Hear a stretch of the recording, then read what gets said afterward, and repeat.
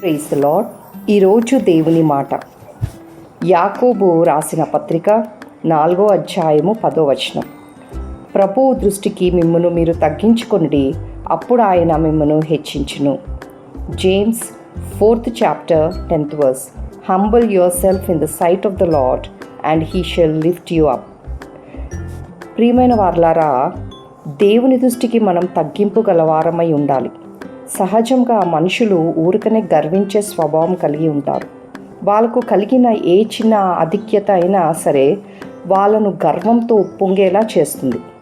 కానీ సమస్తం తెలిసిన దేవుని ఎదురుగా గర్వం అనేది పనిచేయదు. ఆయన వినయ మనస్సు గలవారిని ప్రేమిస్తారు, హెచ్చిస్తారు. దేవుని ఎదుట మనం ఎంతగా తగ్గించుకొని ఉంటే అంతగా మనం దేవుని దృష్టికి హెచ్చింపబడతాం. ఆయన దృష్టికి మనం ఘనంగా ఉండటం ఎంత గొప్ప ధన్యత కదా.